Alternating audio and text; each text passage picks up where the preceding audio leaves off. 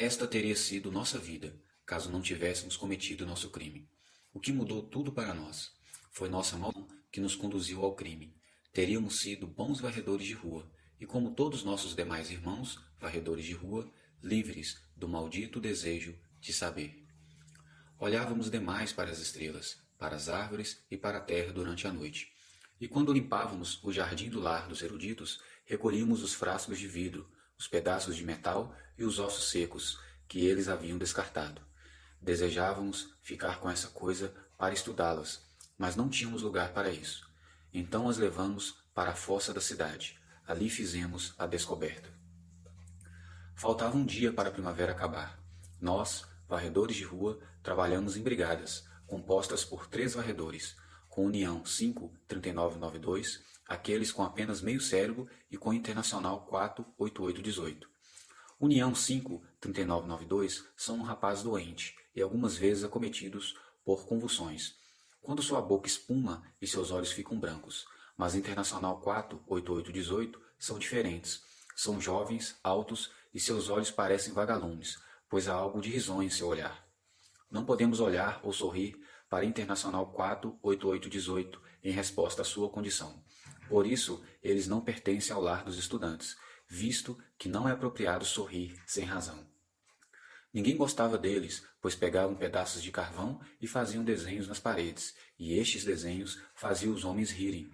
Apenas nosso irmão da Casa dos Artistas estão autorizados a fazer desenhos, o que levou Internacional 4-8818 a serem enviados para o lar dos varredores de rua, como nós. Internacional 4-8818 e nós somos amigos.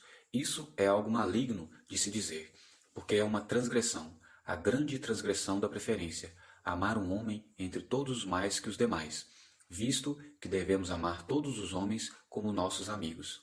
Internacional 4-8818 e nós nunca falamos sobre isso, porém sabemos quando olhamos para os olhos um do outro. E quando estes olhares desacompanhados de palavras ocorrem, ambos sabem de coisas estranhas para as quais não existem palavras. Essas coisas nos assustam. Naquele último dia de primavera, União 5-3992 sofreram com convulsões na margem da cidade, próximo ao teatro. Os deixamos deitados na tenda do teatro e fomos com Internacional 4-8818 finalizar nosso trabalho. Fomos juntos até o grande desfiladeiro atrás do teatro. É vazio, exceto pelas árvores e ervas daninhas. Para além do desfiladeiro, há uma planície, e para além da planície se encontra a floresta desconhecida, sobre a qual o homem não deve pensar. Estávamos recolhendo os papéis e trapos espalhados pelo vento do lado de fora do teatro, quando vimos uma barra de ferro entre as ervas daninhas. Estava velha e enferrujada pelas chuvas. Puxamos a barra com toda a nossa força, mas não pudemos removê-la. Então chamamos Internacional 4-8818 e cavamos ao redor da barra. De repente, a terra cedeu diante de nós e vimos uma grade de ferro em um buraco escuro. Internacional 4-8818 deram um passo para trás, mas puxamos a grade e ela saiu. Ao fazer isso, vimos algumas argolas de ferro que apontavam para uma descida para um lugar escuro e sem fundo visível. Devemos descer, dissemos para Internacional 4-8818. É proibido, responderam. Dissemos. O Conselho não sabe da existência deste buraco, portanto, não pode ser proibido. E responderam. Visto que o Conselho não sabe da existência desse buraco, não podemos haver qualquer lei permitindo a entrada, e tudo que não é permitido por lei é proibido. Ainda assim, devemos ir, respondemos.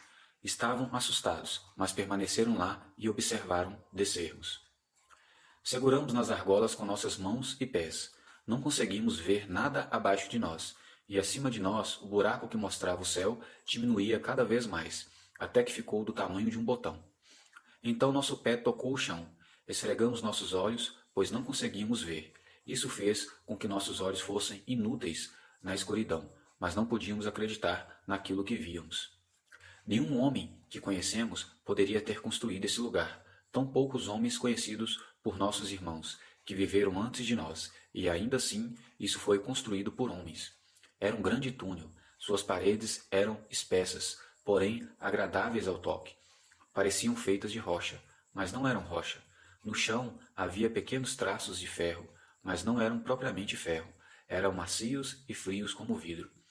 Nós ajoelhamos e seguimos em frente, engatinhando, acompanhando os traços de ferro para ver até onde nos conduziriam. Havia uma noite inteira pela frente. O traçado de ferro brilhava, claro e distinto, nos convidando a segui-lo. Mas não podíamos segui-lo, pois nos distanciávamos do ponto de luz, que ficava para trás. Então viramos e engatinhamos de volta, com nossas mãos no traçado de ferro. Nosso coração batia na ponta dos dedos, sem razão. Depois disso, soubemos. Rapidamente soubemos que este lugar era remanescente da época dos tempos não mencionáveis. Então, era verdade, aqueles tempos existiram, bem como todas suas maravilhas. Há centenas e centenas de anos, os homens conheceram segredos que se perderam, e pensamos, este é um lugar insano. Aqueles que tocam as coisas oriundas dos tempos não mencionáveis estão perdidos. Mas nossas mãos, que seguiam a trilha conforme engatinhávamos, agarraram-se ao ferro. Era como se a pele das nossas mãos estivesse sedenta, implorando por algum fluido secreto contido no metal, correndo por ele e em meio à escuridão. Retornamos à terra. Internacional 4, 8818 nos encararam e deram passos para trás. Igualdade 7, 25, 21 disseram, seu rosto está branco. Mas não conseguimos falar e permanecemos parados, olhando para eles. Se retiraram, como se não pudessem nos tocar. Então sorriram, mas não era um sorriso com interesse sexual, era um sorriso deslocado e suplicante. Ainda assim, não podíamos falar. Então disseram, devemos reportar nosso achado ao Conselho Municipal e ambos seremos recompensados. Após isso, conversamos. Nossa voz era firme e não havia qualquer sinal de compaixão. Dissemos, não devemos reportar nosso achado ao Conselho Municipal. Não devemos reportar a nenhum homem. Eles ergueram as mãos de forma que tampassem os ouvidos. Nunca haviam ouvido tais palavras. Internacional 4, 8818, perguntamos. Vão nos reportar ao Conselho Municipal e assistir sermos chicoteados até a morte? Permaneceram impassíveis e de repente responderam, preferimos morrer. Portanto, dissemos, permaneçam em silêncio. Este lugar é nosso. Este lugar pertence a nós. Igualdade 7, 2521. E a mais nenhum homem na terra. E caso abramos mão dele, abriremos mão de nossa vida também. Após isso, olhamos nos olhos de Internacional 4, 8818 e eles estavam lacrimejando, mas eles não ousaram deixar que as lágrimas caíssem. Eles sussurraram e sua voz tremeu, o que fez com que as palavras perdessem um pouco de sua nitidez. A vontade do Conselho está acima de todas as coisas, pois eles representam a vontade de nossos irmãos, que é sagrada. Mas se vocês desejam assim, só os obedeceremos. Preferimos ser mais agradáveis com vocês do que com nossos demais irmãos. Que o Conselho tenha piedade sobre nossos corações. Então, caminhamos juntos de volta para o lar dos varredores de rua. Caminhamos em silêncio. E assim foi que passamos todas as noites, quando as estrelas estão bem altas e os varredores de rua sentam-se no teatro municipal. Nós, Igualdade 7, 2521, escapamos e corremos pela escuridão, até nosso esconderijo. É fácil deixar o teatro, quando as velas estão apagadas e os artistas vêm ao palco. Olhos nenhum são capazes de nos ver quando saímos, passando por debaixo de nossos assentos e da tenda. Posteriormente, é fácil andar vagarosamente pelas sombras e se aproximar de onde Internacional 4, 8818 estão sentados, na fila que segue para fora do teatro. Está escuro nas ruas e nenhum homem se encontra nelas, pois nenhum homem pode andar pelas ruas da cidade, quando não tem uma missão que autorize a isso. Toda noite corremos para o desfiladeiro, removemos as pedras que nós mesmos amontoamos sobre a grade de ferro para esconder a entrada dos demais homens. Todas as noites, por 3 horas, ficamos embaixo da terra, sozinhos. Roubamos velas do lar dos varredores de rua e também roubamos fósforos, facas e papel, que trouxemos para este lugar. Também roubamos frascos de vidro, pólvora e ácido do lar dos eruditos. Agora sentamos no túnel por 3 horas todas as noites e estudamos. Fundimos metais estranhos, misturamos ácidos, dissecamos animais que achamos na fossa da cidade, construímos um forno com pedras que juntamos nas ruas, queimamos a madeira que encontramos no desfiladeiro. As faíscas e as sombras azuis produzidas no forno dançam pelas paredes e não há qualquer barulho humano que nos perturbe. Também roubamos alguns manuscritos. Isso representa um crime grave, manuscritos são preciosos para nossos irmãos do lar dos escriturários, que empregam mais de um ano para fazer uma cópia deles em suas máquinas de escrever. Os manuscritos são raros e mantidos no lar dos eruditos. Então sentamos aqui, sob a terra, e lemos os manuscritos roubados. E nesses 2 anos aprendemos mais do que em 10 anos no lar dos estudantes. Aprendemos coisas que não estão nos manuscritos. Solucionamos segredos de que os eruditos não têm conhecimento. Observamos quão grandioso é o inexplorado e nem mesmo muitas vidas nos levariam ao fim da nossa busca. Mas não desejamos interrompê-la. Não desejamos nada, exceto estarmos sozinhos e aprender, acompanhar nossa visão se tornar mais nítida que a de um falcão e mais clara que um cristal. Os modos pelo qual o mal age são estranhos. Somos falsos diante de nossos irmãos. Estamos desafiando a vontade de nossos conselhos. Nós, sozinhos, dos milhares que caminham por essa terra, estamos fazendo um trabalho que não tem propósito, exceto o fato de que queremos executá-lo. A maldade de nosso crime não deve ser investigada pela mente humana. A natureza da nossa punição, caso seja descoberta, não deve ser ponderada pelo coração humano. Nunca, nem mesmo na memória dos anciões, houve homens fazendo o que estamos fazendo. Ainda assim, não sentimos nenhuma vergonha ou nenhum arrependimento. Dizemos para nós mesmos que somos desgraçados e traidores, mas não sentimos nenhum peso sobre nosso espírito e nenhum medo em nosso coração. Parece a nós que o nosso espírito é claro como um lago, que só é atingido pelos raios do sol, e em nosso coração, como são estranhas as emboscadas do mal. Há a paz que não houve durante 20 anos. Capítulo 2. Liberdade 5.30.00, Liberdade 5.3000, Liberdade 5.30.00. Temos vontade de escrever esse nome, desejamos pronunciá-lo, mas não ousamos ir além de sussurrá-lo. Homens estão proibidos de observar mulheres, e mulheres proibidas de observar homens. Porém, pensamos em uma entre as mulheres, aquelas cujo nome é Liberdade 30.00, e não pensamos em nenhuma outra. As mulheres que foram designadas para a tarefa de trabalhar arando a terra vivem no lar dos camponeses, depois da cidade. Quando a cidade acaba, há uma grande estrada com um desvio para o norte, cujo primeiro quilômetro nós, varredores de rua, devemos manter limpo. Há uma cerca viva ao longo na estrada e depois dela se encontram os campos. Os campos são negros e arados e se mostram diante de nós como um grande leque, com seus canteiros unidos como que por perícia e que se espalham em direção ao céu, ampliando-se largamente enquanto vêm em nossa direção, como dobras negras que brilham, acompanhadas de lantejoulas verdes e minúsculas. As mulheres trabalham nos campos e suas túnicas brancas tremulam com o vento, como asas das gaivotas vistas sob o solo escuro.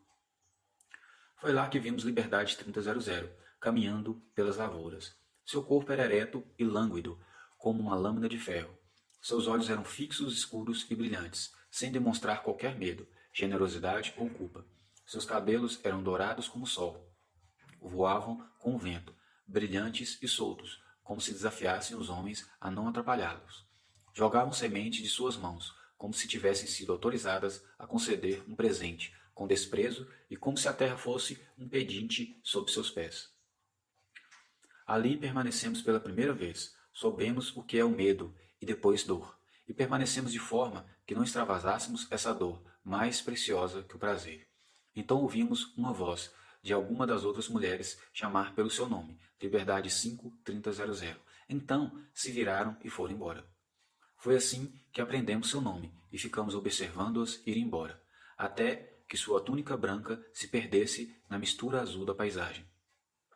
No dia seguinte, conforme fomos para a parte norte da estrada, mantivemos os olhos em Liberdade 5.30.00 no campo. E em cada dia posterior, conhecemos a agonia de esperar pela nossa área na parte norte da estrada, e lá observamos Liberdade 5.30.00 todos os dias. Não sabíamos se elas também nos olhavam, mas acreditávamos que sim. Então um dia elas se aproximaram da cerca viva e se viraram para nós. Se viraram num rodopio, e o movimento do seu corpo interrompeu-se quase tão rápido quanto iniciou, como se tivesse sido golpeada. Permaneceram paradas como uma pedra e olharam diretamente para nós, em nossos olhos. Não havia sinal de acolhida em seu rosto, tampouco um sorriso. Seu rosto era teso e seus olhos escuros. Então se viraram rapidamente e foram embora. Mas no dia seguinte, quando nos aproximamos da estrada, sorriram. Sorriram para nós e por nós, e sorrimos em resposta. Sua cabeça moveu-se para trás. Seus braços abaixaram-se, como se seus braços e seu delicado e alvo pescoço tivessem sido atingidos por algo com grande lassidão. Não eram grandiosas desde nosso ponto de vista, mas eram do ponto de vista celestial. Então olharam para nós, de relance, por cima do ombro, o que fez com que caíssemos, como se uma mão tivesse tocado nosso corpo, escorregando suavemente dos nossos lábios até os nossos pés. Em todas as manhãs posteriores a isso, cumprimentávamos-nos com os olhos, não ousávamos nos falar. É uma transgressão falar com pessoas que realizam outros afazeres, exceto nos grupos dos encontros sociais. Porém, uma vez, ao permanecermos ali, próximos à cerca viva, erguemos nossa mão até nossa testa e a movemos lentamente, com a palma para baixo, em direção à Liberdade 53000. Caso outros tivessem visto, não poderiam ter suposto nada, pois, se observaram, apenas nos viram como se estivéssemos protegendo nossos olhos do sol. O que importa é que Liberdade 53000 viram e entenderam. Elas ergueram sua mão até a testa e a moveram, como fizemos. Dessa maneira, todos os dias cumprimentávamos Liberdade 53000 e elas respondiam sem que nenhum homem suspeitasse. Não nos orgulhamos desse nosso novo pecado. É nossa segunda transgressão, de preferência, pois não pensamos em todos os nossos irmãos como deveríamos, mas apenas em umas, e seu nome é Liberdade 53000. Não sabemos por que pensamos nelas, não sabemos por que, quando pensamos nelas, sentimos de chofre que a terra é boa e que viver não é um fardo. Não pensamos mais nelas como Liberdade 53000. Demos a elas em nossos pensamentos um nome. A chamamos de a excelente. Porém, é um pecado dar nomes que distinguam alguns nomes de outros. Ainda assim, as chamamos de excelente, porque elas não são como as outras. Excelente são como as outras.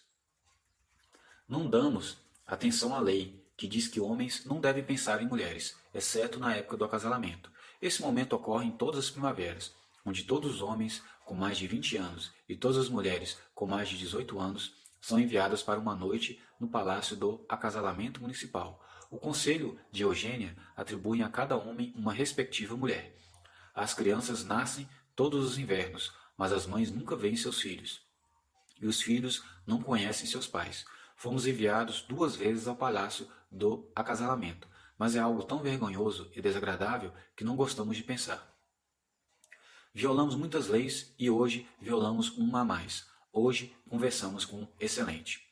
Quando paramos à beira da estrada, as mulheres mais próximas estavam bastante distantes no campo. Excelente estavam ajoelhadas próximas ao fosso que corta o campo. As gotas de água que caíam de suas mãos, conforme levavam água até seus lábios, pareciam faíscas de fogo, quando imiscuídas à luz solar. Então, Excelente nos viram e não se moveram, permaneceram lá, ajoelhadas, fitando-nos. Círculos de luz moviam por sua túnica branca, devido ao sol que se lhe refletia na água do fosso. Então, uma gota brilhante escorregou de um de seus dedos, como se estivesse congelada no ar.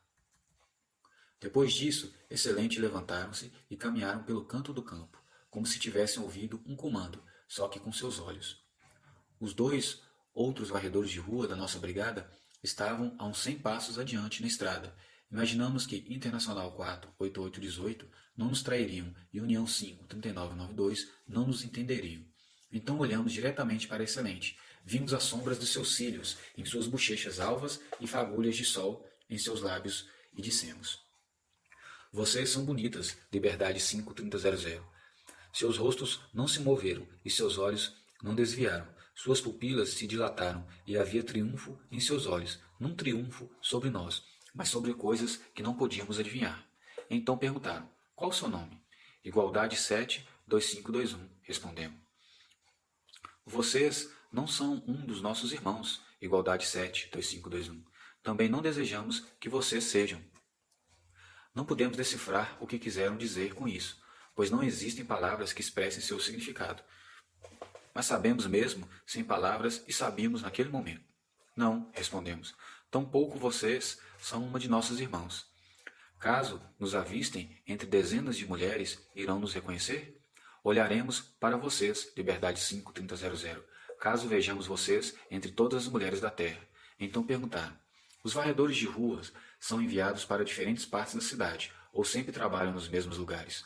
Sempre trabalham nos mesmos lugares, respondemos, e ninguém tomará esta estrada de nós. Seus olhos, elas disseram, não são como os olhos de qualquer outros homens. E de repente, por causa do pensamento que nos ocorreu, sem explicação aparente, nos sentimos gelados, gelados até o estômago. Quantos anos você tem? Perguntamos. Compreenderam nossa pergunta, pois baixaram os olhos pela primeira vez. 17, sussurraram, e suspiramos como se um peso tivesse sido retirado de nós, pois pensamos sem razão no palácio do acasalamento. Pensamos que não permitiríamos que Excelente fossem enviadas ao palácio. Ainda não sabíamos como preveniríamos isso, como barraríamos a vontade do conselho. Apenas sabíamos que faríamos isso. Só não sabíamos por que tal pensamento veio até nós, pois essas medonhas questões não guardam qualquer relação conosco ou com Excelente. Que relação podem guardar? Ainda assim, sem qualquer razão, enquanto estávamos próximos da cerca viva, sentimos nossos lábios cerrarem de ódio, um ódio repentino de todos os nossos irmãos. E Excelente viu isso e sorriram vagarosamente em seu sorriso. Havia o primeiro sinal de tristeza que havíamos visto nelas. Acreditamos que com sua sabedoria feminina, Excelente pode entender melhor do que nós. Então 3 irmãs, que também trabalhavam no campo, apareceram e se dirigiram para a estrada. Foi quando Excelente se afastaram de nós. Pegaram um cesto com sementes e jogaram nas partes aradas da terra, enquanto se afastavam. Porém as sementes caíram desordenadamente, pois as mãos de Excelente estavam trêmulas. Conforme voltávamos para o lado dos varredores de rua, sentimos sem razão necessidade de cantar. Isso fez com que fôssemos repreendidos no salão de jantar, pois começamos a cantar uma melodia que nunca havíamos ouvido antes, sem qualquer razão. Não é apropriado cantar sem razão, exceto nos encontros sociais. Estamos cantando porque estamos felizes, justificamos a um dos membros do conselho do lar que nos repreenderam. É claro que você está feliz, responderam. De que outra forma os homens podem estar quando vivem para os seus irmãos? E agora, sentados aqui, em nosso túnel, refletimos sobre essas palavras. É proibido não estar feliz. Por quê? Conforme nos foi explicado, os homens são livres e a terra pertence a eles. Todas as coisas da terra pertencem a todos os homens, e a vontade de todos os homens é boa para todo mundo. Portanto, todos os homens devem ser felizes. Ainda enquanto estamos no grande salão durante a noite, tirando nossas roupas de dormir, olhamos para nossos irmãos e imaginamos coisas. As cabeças de nossos irmãos são curvadas. Seus olhos demonstram enfado e nunca olham nos olhos uns dos outros. Os ombros são arqueados e os músculos retorcidos, como se seus corpos estivessem encolhendo e desejando encolher, até desaparecer de vista. Uma palavra circula em nossa cabeça quando olhamos para os nossos irmãos. Essa palavra é medo. Há medo circulando no ar do dormitório, bem como no ar das ruas. O medo caminha pela cidade, medo sem nome e sem forma. Todos o sentem, mas ninguém ousa falar sobre ele. Também sentimos quando estamos no lar dos varredores de rua. Entretanto, aqui, em nosso túnel, não sentimos mais. O ar é puro abaixo do solo, não apresenta o odor de nenhum homem. E essas 3 horas nos proporcionam força para as horas que passamos acima do solo. Nosso corpo está a nos trair, pois o conselho olham para nós com desconfiança. Não é bom sentir alegria demasiadamente ou estar orgulhoso porque o nosso corpo vive. Para nós não importa e não deve importar se vivemos ou morremos, o que significa ser como nossos irmãos são. Contudo nós, Igualdade 7:25:21, estamos orgulhosos de viver. Se isto representa um vício, então não desejamos a virtude. Nossos irmãos não são como nós. As coisas não estão bem com nossos irmãos. Temos Fraternidade 2:55:03. Garotos espertos, olhos gentis, sempre choram repentinamente e sem razão, na metade do dia ou da noite. O corpo estremece com soluços que não têm explicação. Também temos Solidariedade 9:63:47. Jovens brilhantes que não demonstram medo durante o dia, mas gritam durante a noite, enquanto dormem, e gritam assim: nos ajudem, nos ajudem, nos ajudem. E sua voz faz com que tenhamos calafrios, mas os médicos não podem curar Solidariedade 9:63:47. Enquanto nos despimos durante a noite, Com a fraca luz das velas, nossos irmãos permanecem em silêncio, pois não ousam verbalizar os pensamentos que ocupam suas mentes. Visto que todos devem concordar com todos e não podem saber seus pensamentos, são os mesmos dos demais, todos temem falar. E sentem-se bem quando as velas se apagam. Porém, nós, Igualdade 7, 2521, olhamos para o céu através da janela e vemos paz no céu, além de um céu limpo e cheio de dignidade. Para além da cidade se encontra a planície e céu limpo e cheio de dignidade. Negra sobre o céu escuro se encontra a floresta desconhecida. Não desejamos olhar para a floresta desconhecida, também não desejamos pensar nela, mas nossos olhos sempre retornam para aquela parte negra que se cruza com o céu. Os homens nunca entram na floresta desconhecida, pois não há capacidade para explorá-la e nenhum caminho a seguir entre suas árvores antigas que permanecem como guardiãs de temores secretos. Conta-se que 1 ou 2 vezes a cada 100 anos, alguns homens da cidade escapam e correm sozinhos em direção à floresta desconhecida, mesmo sem razão aparente ou sem serem solicitados. Tais homens não retornam, perecem de fome ou pelas garras de bestas selvagens que rondam a floresta. Porém, nossos conselhos afirmam que isso são apenas lendas.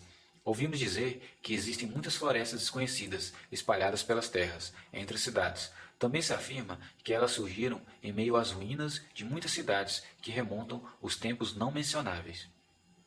As árvores engoliram as ruínas, os ossos entre as ruínas, todas as coisas que pereceram.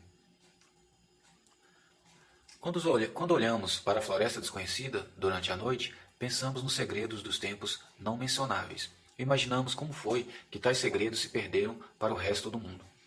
Ouvimos as lendas das grandes batalhas, em que muitos homens lutaram de um lado e apenas alguns poucos de outro. Esses poucos eram malignos e foram derrotados, então grandes incêndios assolaram as terras. Durante esses incêndios, os malignos e todas as coisas feitas por eles queimaram. E no incêndio, que é chamado de Amanhecer do Grande Renascimento, estava o manuscrito do fogo, onde todos os manuscritos dos malignos foram queimados, e com eles todas as palavras já escritas pelos malignos. Grandes montanhas de fogo assolaram as praças das cidades por 3 meses seguidos. Então veio o Grande Renascimento. As palavras dos malignos, as palavras dos tempos não mencionáveis, que palavras eram estas que perdemos? Que o Conselho tenha piedade de nós. Não tínhamos a intenção de escrever tal questionamento, e não sabíamos o que estávamos fazendo até que o tivéssemos escrito. Não faremos mais essa pergunta, e não pensaremos mais nela. Não queremos que a morte recaia sobre nós. Ainda assim... Existe uma única palavra que não está na linguagem dos homens, mas que já esteve. Esta é a palavra inexprimível, que nenhum homem pode falar ou ouvir. Porém, algumas vezes, e é raro em algum lugar, alguns homens descobrem essa palavra. Encontram-na em rabiscos dos velhos manuscritos, ou esculpida em fragmentos de pedras antigas. Mas quando a pronunciam, são condenados à morte. Não existe crime suscetível de morte neste mundo, exceto o crime de dizer a palavra inexprimível. Vimos uns desses homens serem queimados vivos na praça da cidade. E foi uma visão que permaneceu em nós ao longo dos anos. Uma visão que nos persegue, nos acompanha e não nos dá descanso. Éramos crianças, tínhamos 10 anos. Permanecemos na praça com todas as crianças e todos os homens da cidade, obrigados a observar a fogueira. Trouxeram o transgressor para a praça e foram conduzidos até a pira. Haviam arrancado a língua do transgressor, para que não pudesse falar mais nada.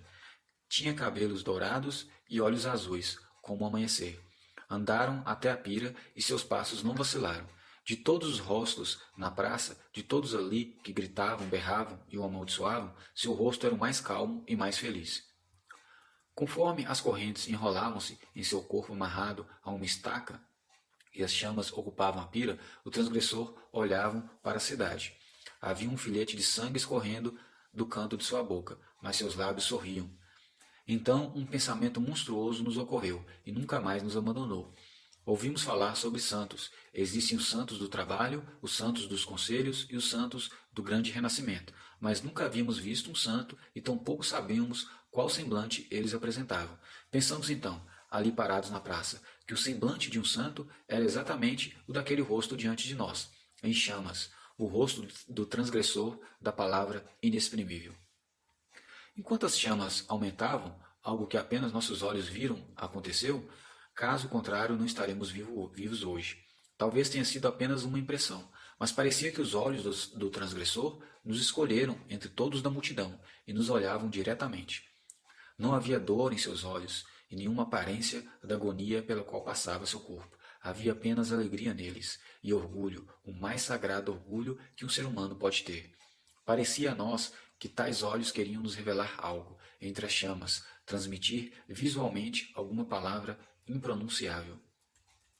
Parecia que seus olhos nos imploravam para captar aquela palavra e não deixar escapá-la de nós e da terra, mas as chamas aumentaram e não pudemos perceber qual era a palavra. Qual, mesmo que tenhamos que queimar por ela, como santo da pira, qual é essa palavra inexprimível? Capítulo 3.